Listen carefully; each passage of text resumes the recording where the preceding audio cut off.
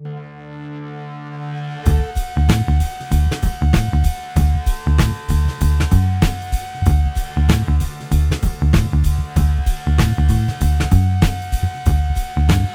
everybody, to the Nightly News Podcast. This is Professor Paul Miller, and I'm so honored to be joined by one of our newest colleagues here at Central Penn College, Library Director Margaret Schachte. Margaret, well, first of all, welcome to the podcast, but welcome to the Central Penn College campus. It's such a pleasure to have you. Thank you. I'm so excited to be here. I'm loving it so far. Well, that's what we like to hear. I'm glad we didn't scare you off in a short period of time. You know, you're part of sort of a transition that we have in the library, and we had a void, and we were so excited to have you because, as I'm sure you will share with our listeners, the library is one of the most important, if not the most important place on campus for students not only to learn more about research, but to have a quiet place to study and have all the resources sort of in one place if they need to go there. And I don't want to speak for you, but I'm assuming that you would agree with that. Oh, yes, I would agree with that. I might be biased, though.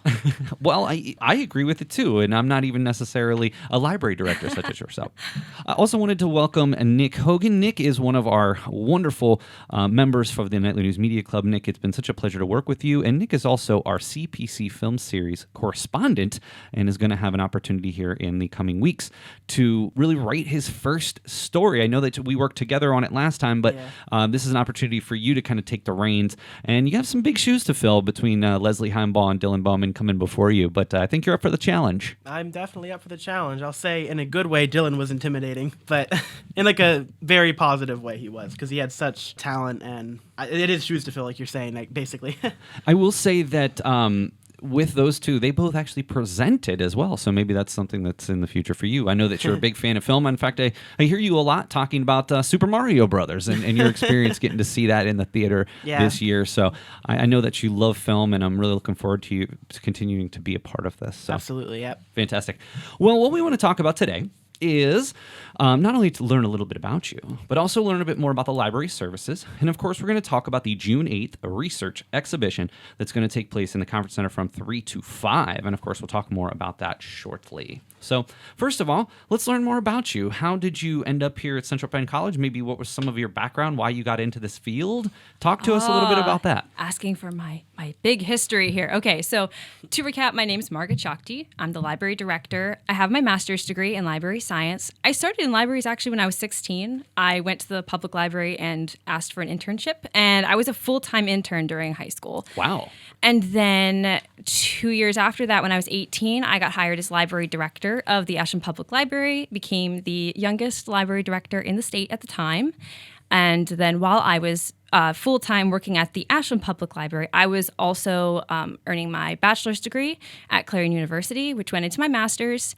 I graduated with that in 2021 and took the summer off to volunteer with the Red Cross. Oh, wow. Got back into libraries.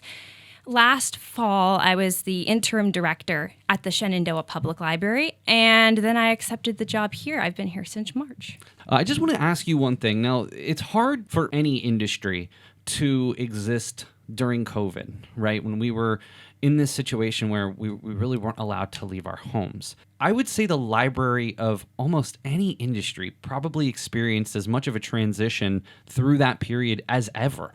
Can you talk to me about your experiences during COVID and how libraries were really forced to shift into maybe what might be the future of the library industry? Yes. So I think maybe a different experience during COVID than a lot of people had. I hear about people building pillow forts and learning to bake bread and being really bored, but that was not my experience at all.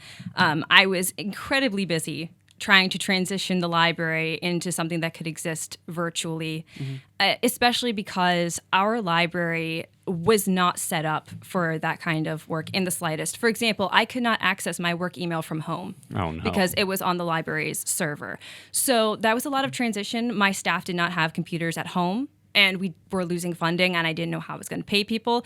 So that kept me incredibly busy through all. 2020 is a blur for me. I was a blur for a lot of people. So hard just to keep that library like there and serving the community and not basically folding under. But I think a lot of libraries were actually in a better position to transition than we were. It certainly forced us to do better. Things like having more resources available online, programs available online, able to basically do a drive-through to pick up your books, transitioning to having Zoom meetings for helping people instead of necessarily having them come in. And some of that libraries were doing for years and years. It was a little harder in my area. I'm from Schuylkill County, and in our town, about 27% of the population has no source of internet at home, and that includes mobile access to the internet through a phone. So it was hard in the aspect that we couldn't necessarily provide services online and still reach the most vulnerable populations, but we had alternatives. We added a lot of information to our voicemail for when people called in, that they could get updates on COVID information. We did a lot of things over the phone, and again, like the social distancing, pickup locations and things like that. I think what's really interesting and something that maybe doesn't always strike people right at the beginning is the notion that you said about community service. You mentioned serving your community. And I know personally, so I'm very lucky in that I live within walking distance to my local library. I live right in town Mechanicsburg. I literally can walk right down where I park. And my son actually volunteers at the library weekly. Oh, that's wonderful. And he goes to the library at least 3 times a week. And so what I think that the most important piece, and again, I don't want to speak for somebody that's in the industry, but I think maybe one of the most important pieces that came out of COVID is a way for you to understand what your niche is and how you can still serve that niche even in a more virtual space. Of course, you still want people to come into the library, but understanding that it's not always the most convenient, maybe shifting some of these models, which it seems like that you were able to successfully implement. Yes.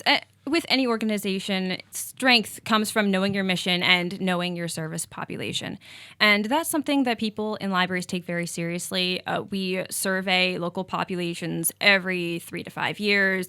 We ask patrons like what they're looking for, keep track of all of our statistics so we can really see where we can make an impact. And libraries do that in different ways. I know many public libraries have close relationships with homeless shelters, connecting people with like community services that they may not feel comfortable approaching on their own, but they trust the librarian.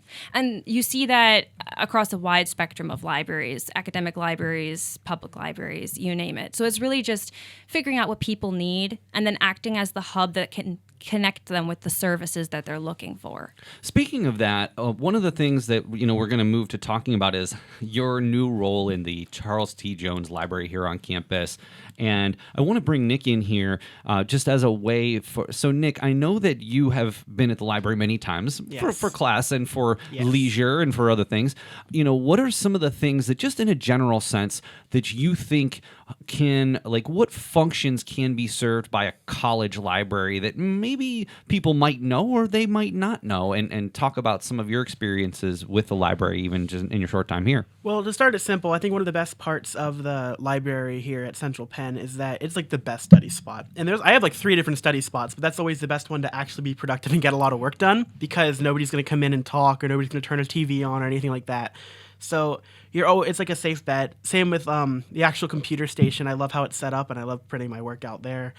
So we've already just said a couple things: study space, computer space, area to print. I mean, that's just scratching the surface. What else are you thinking? And I know a lot of libraries have this, but I do really like how it's set up at the Central Penn one, where they have the computers with the entire directory of every single book and every what's the word? The catalog. Catalog. Yeah, all the numbers and stuff you'll need to get into a book.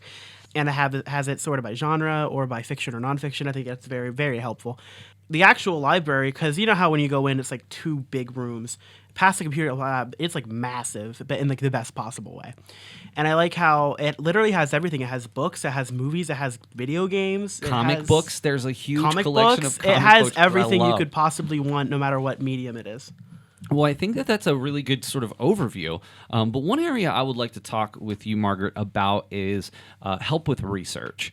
And one of the biggest things, and this is just in my personal experience, that I've seen students struggle with is using databases like EBSCO or Gale, and also how to take that information and put it into not only using in-text citations, but references pages. Nick just heard me like this week talking about how I'm being dead honest, and I'd say maybe 5% of references pages are done correctly across the college at any level. And so I want to just ask you about what role the library can play, and you personally, but also your team, in terms of what role that the library can play in research, but also in helping with some of those things like understanding citations and references pages. Right. The library can help in a lot of ways with research. If you know what you're looking for, we can help you find it. If you don't know what you're looking for, we can help you figure that out too, and help you brainstorm through your research ideas, help you narrow or broaden a topic depending on what you might be struggling with when trying to put together some research, and helping you understand the resources that are available so that you can then make choices about how you want to direct what you're looking at. In regards to citations, I think one of the things that's really helpful is, and this isn't just this library, but particularly here, we have already created style guides, cheat sheets. We have examples. We have the manuals for the citation guides. Anything you could need for a citation, first of all, is available completely online through the LibGuides, and I can help people find that if they need it. But if people come in and stop by, I can direct them to those resources in the library itself. So guides.centralpenn.edu for the LibGuides, correct? yes. And we'll be talking about that a little bit more. So what about, I think it's, again, and that kind of speaks to the sort of evolution that I'm sure you've been seeing for a while, but was really sort of put into hyperspeed by COVID, is having a repository of information. But what if somebody wants to, they're not sure how to navigate that, and they really just need like a personal touch to help them walk them through like a journal, like a database like EBSCO, or even just trying to figure out, well, where do I put this in text citation, or how do I find the reference material that I'm going to need for my references page? You can do that too, right? Right. So we try to serve all the different types of people. There are people who would rather die before they ask for help and would like to read through an entire page of instructions to figure out what they need instead of talking with a person. And then there are people who would rather skip the instruction sheet and just have a one-on-one conversation instead.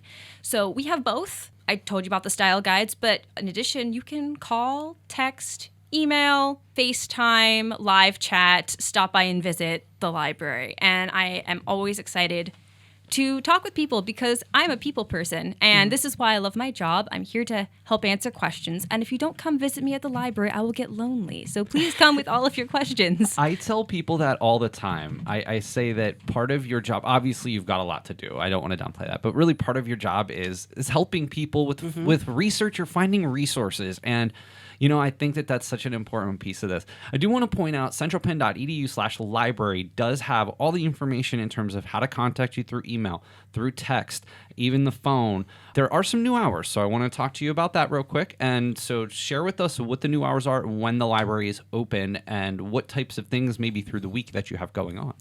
Yes. So the new hours were open from 10 to 5, Monday, Tuesday, Thursday, and Friday. And we have evening hours on Wednesday. We're open from 1 to 8 p.m.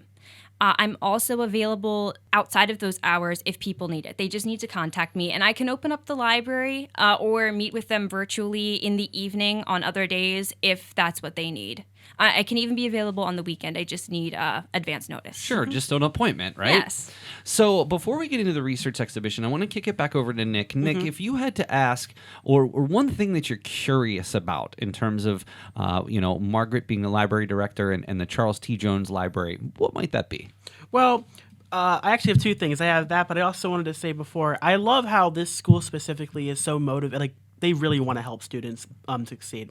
And I think the biggest thing that helps that is the library, because that's where a lot of the stuff is done, studying, practicing for stuff, or just, reading, I don't know.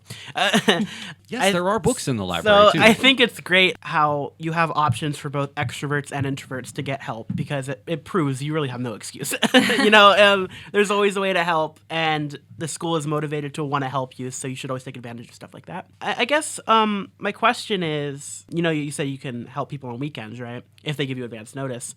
What would that look like? Would it be an in-person meeting?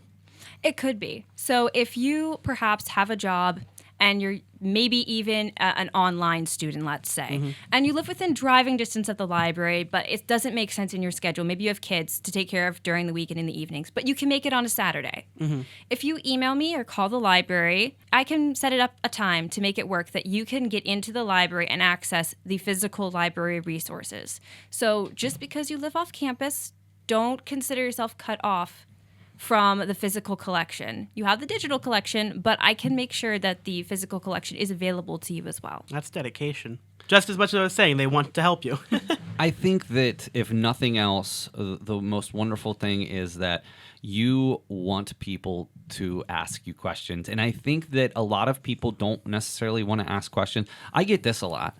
Well, I didn't want to bother you. And I tried to explain, literally, if everybody would say that, I wouldn't have a job because Right. I am here to be bothered. Now, I suppose there's a fine line, but in the end, like, I want people to ask questions. I want people to know how to do something, because here's the thing, especially let's just take just general research skills or in-text citations or references pages. It's not like you're going to go to a class, you're going to have to do that once, and you're never going to have to do it again. You're going to be doing that repeatedly through all of your classes. So every single time you put off trying to figure it out is one more time that somebody made this reference, you're penalizing future you. That's a good one. And I never really thought about it that way, but like when we make decisions to kind of push things off down the road, that's what we're doing. We're penalizing future us, when if we would just get some assistance the first time, maybe the second time around, it's going to make things so much easier. That's really true. Right. And the big thing is asking for help, and even if the library is not the place where you get that help, we can help connect you to the people who will be able to help you with that. So feel free to come with any kind of questions for things on campus or off campus having to do with the school, and we can help you figure out the direction of where you need to go, because that's what librarians do. We connect information with people. So And faculty members, just as a sort of a final plug here, I love taking my classes down there, whether it's to use computer lab, to use the group space if they're doing a group project. Love going to the library. It's perfect. I know right. that I would love to point out that the library computer lab is now on the room scheduler tool. So if you'd like to reserve the computer lab for your class, feel free to reserve a time. Because I know I always have. I know he will. Yeah. I love going down there. So, well, anyway, I do want to take, before we get out of here, I do want to take some time to talk about the research exhibition again that's coming up on June 8th from 3 to 5 in the Conference Center. Just a couple of things. Again, you can go to guides.centralpenn.edu/research exhibition. You can always reach out to Margaret. I'm sure she will link you with that as well. The one thing that we do want to pass along is that if you do want to be a part of the research exhibition, please make sure that you register by June 4th. Well, let's talk a little bit about the research exhibition. Tell me a little bit of what you know about it. I know that you're still new to this college. I know this is the first time you're going to be doing the exhibition, but just tell us a little bit more, like any general information that you want to share. Of course. The research exhibition is a wonderful opportunity to take either research you've been doing on your own independently on something you're interested in, or perhaps it was a class assignment or a project, and formatting it in a way that you can present it as a poster session. You create a poster, you have handouts, people can come around, and you can explain the things you've been working on. And it is a wonderful opportunity not only to just share what you've learned, but to practice presenting, because most professional conferences have poster sessions. And no matter what field you go into, hopefully you'll be participating with the rest of your peers in the field and going to conferences and things. And this is an excellent opportunity to practice those skills. Not only that, you can win prizes. And also, if you decide not to register, come anyway on the day and see what all of your friends have been working on for the past term. I know I'll be there. I actually was really lucky. I got to present at a conference over break in San Antonio, and it was actually I've been presenting at I belong to the Popular Culture Association organization, and we, of course, 20 and 21 were online. So this is the first time I actually got to go, and it was so much fun. Not only just to present what I'd been working on, but to learn about some of the other people's interests and what they were studying. You know, people were studying Seinfeld and The Office, and I was studying Better Call Saul, and people were talking about different films and Marvel movies, and it was so unbelievably eye-opening. And so I love these types of opportunities. So I really hope that you will consider joining planning the research exhibition. Again, you can go to guides.centralpenn.edu/research exhibition, or you can reach out to library@centralpenn.edu for more information. Before we get out of here, I noticed something in Student Central and Central Station that I thought was really interesting, and that is on Wednesday nights you're having game night. Yes. Let's talk about that. Oh, I'm so excited about game night. The library has a board and card game collection with over 50 games, and game night every Wednesday is an opportunity to just come, relax, de-stress, and just play games with your friends. We have different games on every table. Sometimes we do trivia, and it's really, there's no stress. You don't have to come for the whole event. Just stop in any time between 5 and 8 and play Candyland, or if you're feeling courageous, Monopoly against your fellow students and teachers. I love it. Well, Margaret, thank you so much. It was such a pleasure to get to learn more about you. I actually have one more thing to share. If everybody would like to check out the library's new Instagram page, you can find us at Central Penn Library. That's our handle. And we have over 100 followers already. I'm so excited. That's amazing. And I always love reading the stuff that you have on Facebook as well. But I'll definitely follow you on Instagram. Honestly, though, it's been such a pleasure to have you and to get to know you. Just your enthusiasm and passion for your field is just remarkable. And certainly hoping that anything I can possibly do to help you, expand your footprint here on campus, I will be happy to do. So, Margaret, thank you so much for joining us today. Thank you. It's been wonderful. I appreciate it. And Nick, it's always a pleasure to have you on. I'm certainly looking forward to the film series on May 19th. Can't wait. And looking forward to you being a part of that, writing up that story, and look to see how that turns out. All right, I can't wait to. All right. All right, well, thank you all so much for joining us today. Special thanks to Library Director Margaret Schachte and CPC Film Series correspondent Nick Hogan. For those two, this is Professor Paul Miller, and I'll see you again next time on the Nightly News Podcast. I'm Dylan Bowman, former president of the Nightly News, and you're listening to the Nightly News Podcast. Well, welcome everybody to the Nightly News Podcast. This is Professor Paul Miller, and I'm always honored to be joined by my dear colleague, Professor Michael Lear-Olimpi. Professor Olimpi, thank you so much for joining us today. Sure, Paul. Thanks for having me. And it is so wonderful to have the opportunity to chat with you. I know that in the past you've been on before, but you really like to make sure it's for something special. And there's a couple of things that I really want to discuss with you in our time today. The first one, so certainly we're going to be talking about a very special event that we recently attended, but we're also going to be talking about the event that just happened at the end of April, the SPJ Ethics Week, of which you were a part of. So I want to talk a bit more about that as well. Okay. What would you like to know? Well, we'll hold that for a second. I want to go back to an event that we both had the opportunity to go to a couple of weeks ago, and that was for the Pennsylvania News Media Association Student Awards, Right. of which former Nightly News president and still very active in the things that we have going on here, Dylan Bowman, was awarded his first place award for sports photography. This was such an important thing to us as a group, as an institution, and while we have won awards before, never a first place. So as the editor of the blog that is responsible for putting up all of the written content, as well as some of the I don't want to say some of the photography, as well as all of the photography. Oh, much of it, yeah. When you heard that we won this award, what was your immediate thought? You know, this may sound immodest, but my first thought was it's about time because we do good work. And this is our 5th award in 4 years.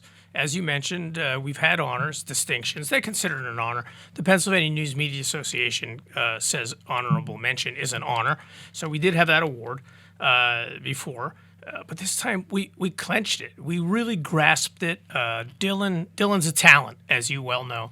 And for anyone who listens and is listening, if they know his work, if you see it on our blog, if you see it on our Facebook page from the sportscasts, he's terrific. I mean, his work is as good, or according to PNA, better than many other student photographers. And we won this award in the category Division II, which is institutions of up to 10,000 students. For frame of reference, talks about some other schools that are also in Division II. Shippensburg University of Pennsylvania, Messiah. I would go down the list, but there are quite a few of them, and they have well-known high-profile journalism programs. I don't think I'm giving anything away or anything embarrassing to say on our podcast now that we don't have a journalism program or communications program. Consists of a communications degree, an associate degree, and also a Bachelor of Arts degree in corporate communications, but we have a heavy foundation of journalistic learning and programming. And so, I mean, we made the cut. We've made the cut 5 times now. It's quite pleasing. But when I heard Dylan won, I thought, well, they recognized some talent. And the thing about his capture, that photo that he took at that game, April 24th, I think? It was April 21st, 2022. 21st, okay, 2022. It wasn't your typical sports photo. It's not an action photo. It's the team welcoming home a guy to home, welcoming home to home plate. He's earned a run, and he just earned fabulous. 4. Well, yeah, he total hit a grand right, slam. Yeah. So just for frame of reference, this is a photo from the 2022 Community Night, the Knights' final game of the season, of which they were both victorious in. One of the most memorable days of my life here at the college, because it was the first community night we had at FMB Field. There were hundreds of people there, and Stephen Armstrong hit a grand slam that clinched the game, and it was him coming home. Dylan was sort of around the third baseline, and Stephen jumped up in the air, and his teammates were there to greet him at home plate. And it just you want to talk about a picture worth 1,000 words. That picture's worth several thousand words just to take a look at it. Absolutely. I mean, we had a story with it, but it was a fantastic capture, and that's what I'm saying. We'll let the sports guy, Professor Miller, fill that detail in. But, it was just terrific. When I heard that, I thought, wow, the judges, I respect them all. They appreciated that. It wasn't, Dylan takes many fabulous photographs, and I don't want to diminish them in any way, but I'm saying they're typical sports captures, the action going on, flies being hit, line drives, sliding into bases, etc. But this one really showed the camaraderie of a team, the joy.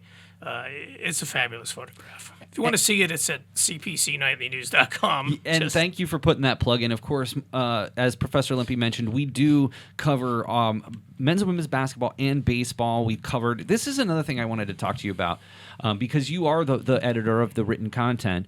And I made this point at a recent meeting, but Mike, this was the first time ever that in the 6 years that we've done sports that we did 100% of all the men's and women's games as well in basketball and baseball. Right, kudos, absolutely. And it's something that it's a team effort. I mean, if in basketball, I need a commentator, I need a producer, I need somebody covering the story, and a photographer. In baseball, I need a commentator. I've just started having a producer, and Abby Bresky has taken on the sideline reporter with our multiple camera angles. So we keep improving not only the quality of the stream, but the quality of the reporting that goes along with it. We have a network crew now, yeah.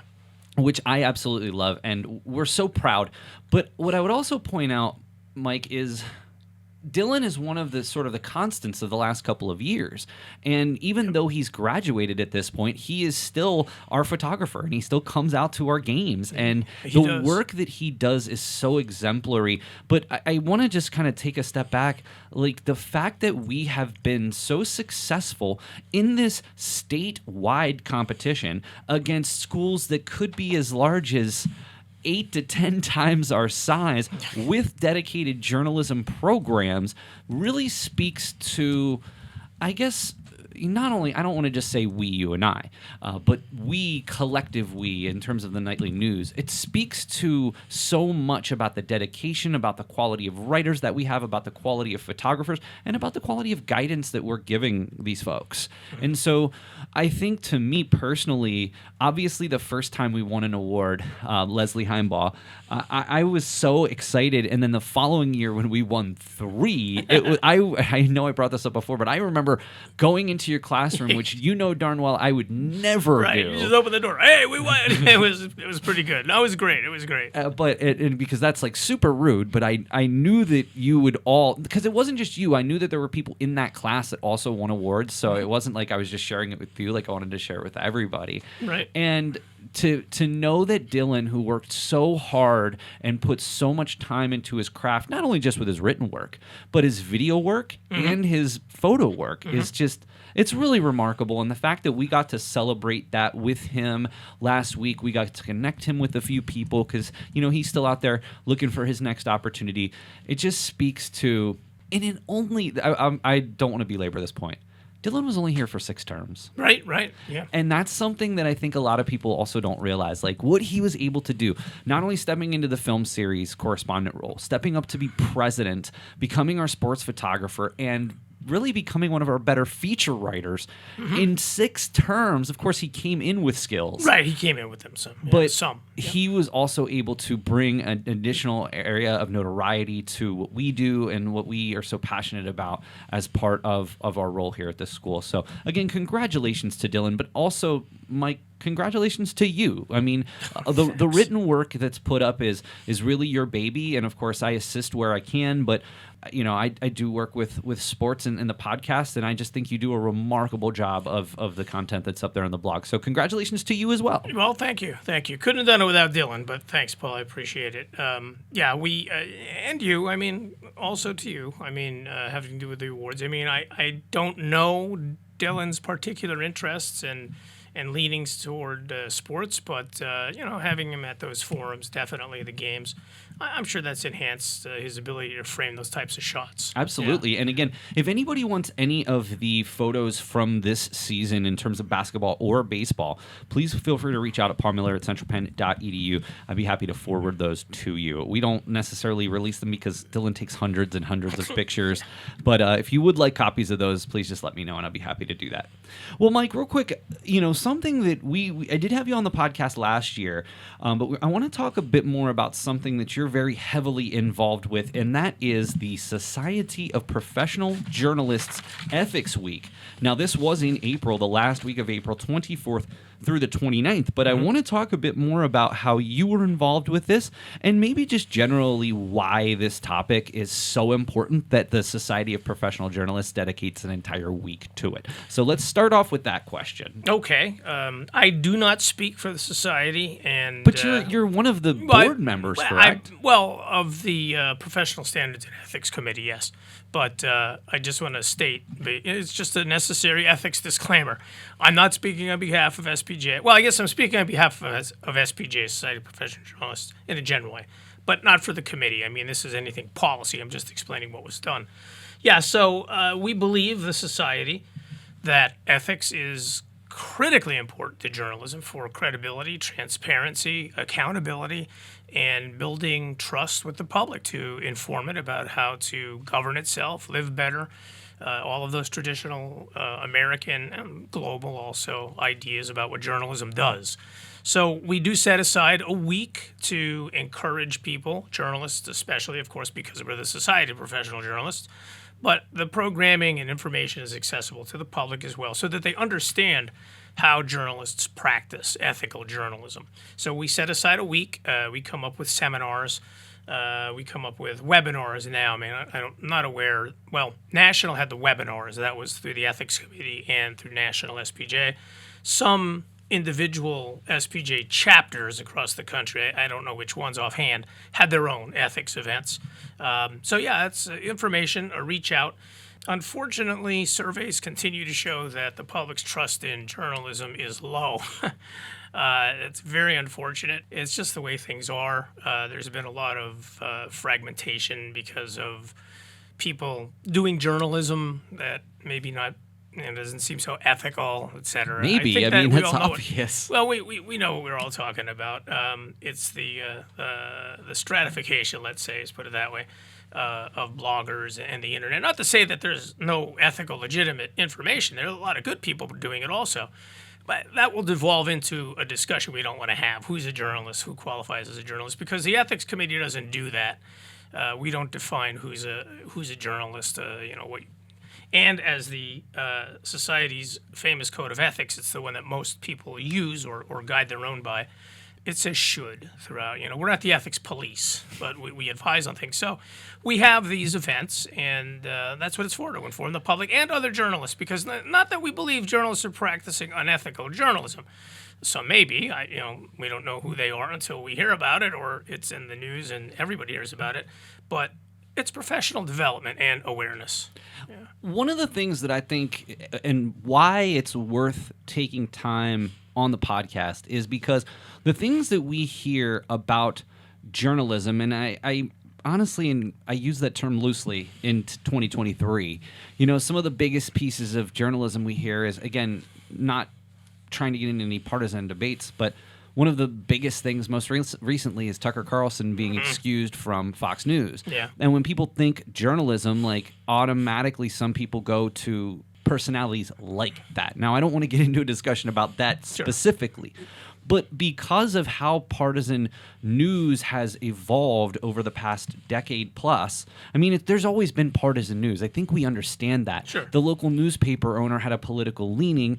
Some of the articles are going to be one way or the other affected, whether it's just simply not covering something, the way something's framed, etc. Now that news is so pervasive, the barrier of entry is low, to your point. Now you have everybody who believes that they are a journalist or are reporting as such they are, but they have no basis in ethics whatsoever. I think it's clear, whether it's one side of the aisle or the other, that both of them could use some education in ethics. Yep. So really, frankly, Mike, of all times, that this topic is so important. It's now and will always forever be, because frankly, I think that part of the reason that we as a country are so divided is simply because of the news that we watch and the information that we choose to acknowledge or dismiss. Would you say that that's fair? Yeah, I would say. We're deluged by sources, and because of easy, fast, inexpensive access to channels, including mostly in that smartphones and the internet, we see so much, and we have personal biases and political beliefs, which of course is a bias. There's a litany of reasons we select favorites, and we're continuing along the line of developing information delivery as infotainment in many cases. And I'm not saying, populist dumbness or anything like that, but, people want, they want an amusing hook, they want an entertaining hook. And people providing information see that, and sometimes there's corners cut where we would think, yeah, maybe we ought to round that out a little bit ethically. What's the transparency here? What's the accountability? What are your sources? Sometimes there are no sources. Is there more than one source? Yeah, so... Yep, we are seeing it. So tell us a little bit about what role you played in the SPJ Ethics Week. I know that you were a part of an ethics open forum. So tell us a little bit about what the goal of that open forum was, and maybe to what level you participated and made that panel worth attending. Okay, yeah, thanks for asking that. As I mentioned, I am on the ethics committee, and we put programming together, or suggest programming. Our job is to come up with education offerings such as this, professional development. We advise the society. We play several roles when it comes to ethics guidance and ethics decisions. We have a hotline, etc. But the purpose in Ethics Week was to have these panels. We would have ethics experts talking about topics. I didn't attend all of them, but generally there are participants. Yeah, they all had participants, and they ask ethics-related questions, and the panelists will talk about things either that somebody who was in the webinar will ask in the chat, or that the facilitator, the host, will bring up.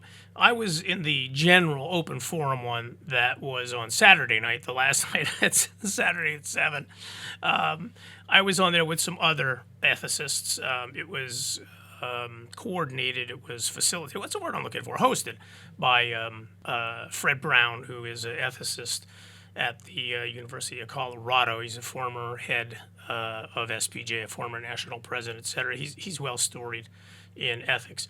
And the purpose there was, there were, I don't remember the exact number, 5 or 6 of us, and we could take calls or, again, messages from the public, or journalists, obviously, who had questions. Did they have an ethics dilemma? Did they want to know something about a specific part of the code? Did they want advice on moral reasoning out how to do something in a story? So that was the purpose of that forum.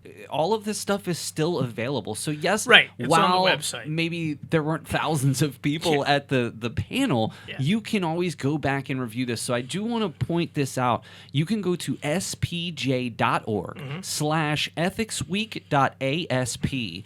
At that site, there are links, YouTube links to 4 different panels. One is Introduction to Ethics Week. One is What Generative AI Means for Journalists and Journalism. That's a particularly particularly good one. Yes. Absolutely. Trust, Truth, and SPJ, and the Ethics Open Forum that Mike just talked about. Yeah, that's the one I was right there on the front page, you can find more information about that. So anybody, and it doesn't just necessarily have to be communication students. It's really, this affects almost all industries across the board in terms of the quality of information and quality of news that's being reported.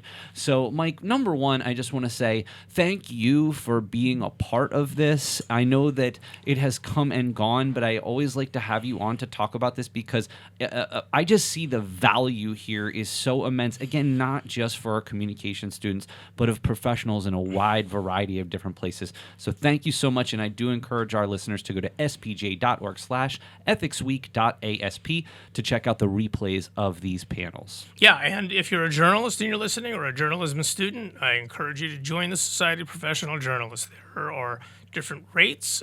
Professional, $75 a year. I don't know right offhand what student is, but it's probably half of that. But the resources are tremendous that you'll be able to find there, and you'll find camaraderie and, hey, students, job tips at events. Fantastic.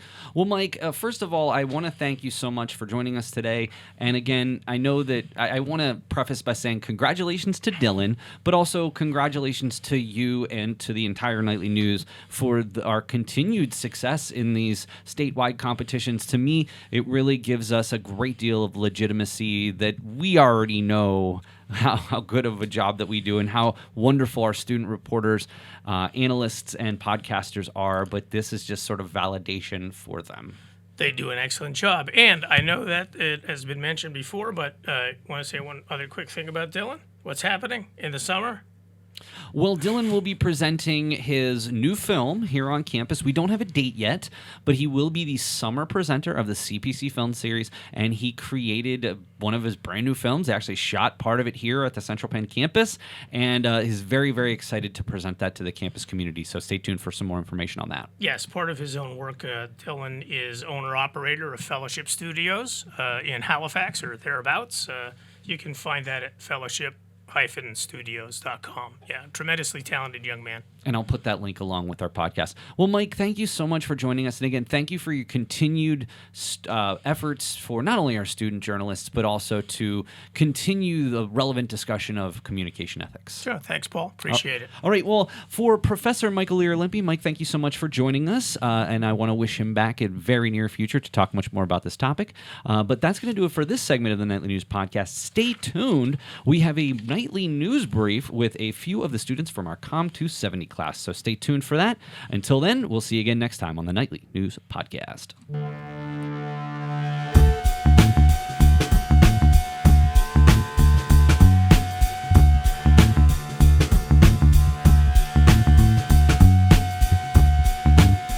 This is Andrew Hunter from the Nightly News reporting here at the Central Penn College. Nightly News Hall of Famer Brian Cristiano will be presenting at the Central Penn College film series, the movie V for Vendetta, on May 19th in the Capitol Blue Cross Theater. V for Vendetta is a 2005 film directed by James McTeague and stars Natalie Portman and Hugo Weaving. Portman plays Evie Hammond and Weaving plays as V. V for Vendetta is a movie about V and Evie trying to overthrow the tyrannical French government. The film is also considered a superhero movie. This movie is different from your average superhero movie because the main character, who you would think is the good guy, is actually the bad guy. This term is known as anti-hero. Some other movies that are considered anti-hero are Joker and Scarface. V for Vendetta is one of those movies where you can watch it over and over again and still somehow learn something new every time. Christiana feels the same. Quote, honestly, I can say that I have seen it 8 or 9 times, and I always feel like I learn something new after I watch it every time. When asked about the importance of the film series, Christiana said, quote, it is a very good way to get the teacher or the presenter to the student and sitting down there watching a film and learning different things. Christiana has been involved with the film series since the inaugural showing in 2017, and being a presenter after graduation was important to him. Quote, finally getting to be that person on the other side is exciting to me, Christiana said. On May 19th, the doors will open at 6 p.m. and Christiana's presentation will begin at 6:30 p.m. as the movie V for Vendetta will begin at 7 p.m. This has been Andrew Hunter from the Nightly News, and we will see you next time.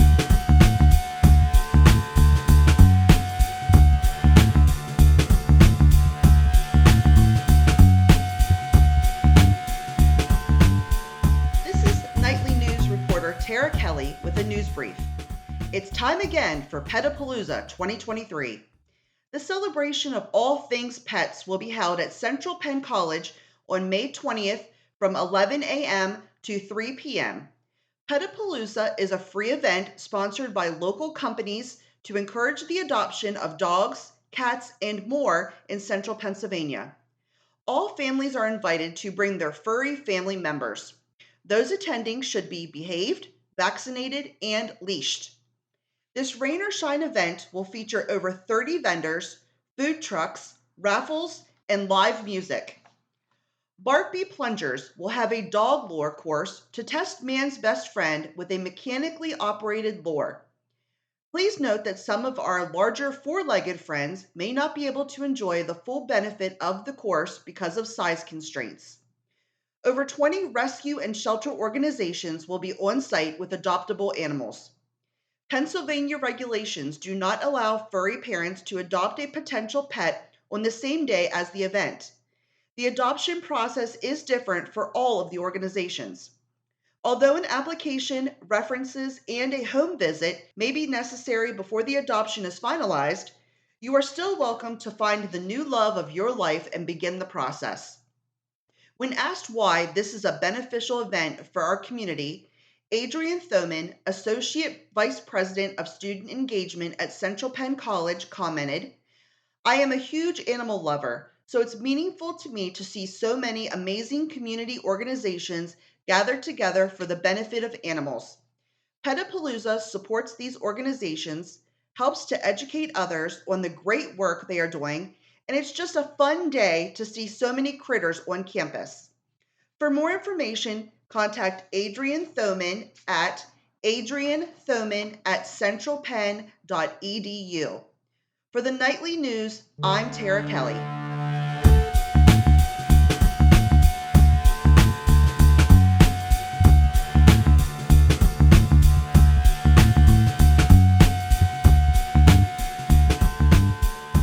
A little known, but still widely advertised fact is that May is Mental Health Month. I say this because while we talk about mental health, there is still such a huge stigma surrounding the admittance of actually needing help. According to a recent 2022 research done by the American College Health Association, out of over 54,000 students surveyed, 77% of them reported struggling with some type of mental health distress. 77%. Think about it for a second. You are drowning in coursework, homework, maintaining a social life, and maintaining family relationships. Oftentimes, these are things that can leave you feeling lonely, so it would be completely understandable if you didn't know where to turn your head for some quiet and relaxation.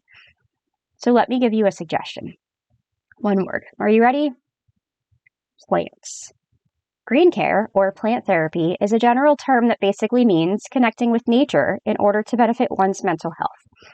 I recently spoke to our program director of Allied Health, whose name is Professor Ann Bishop, who went on record saying, quote, "I do believe in green care and its positive effects on mental health, and I can see how this would apply to those with mental health issues, particularly with depression and anxiety," end quote. It's a practice as old as civilization, this hobby that has made its way through the centuries, becoming more popular with time. Physical therapy professor Lori Eberly told me that she has fond memories of growing up in Lancaster County.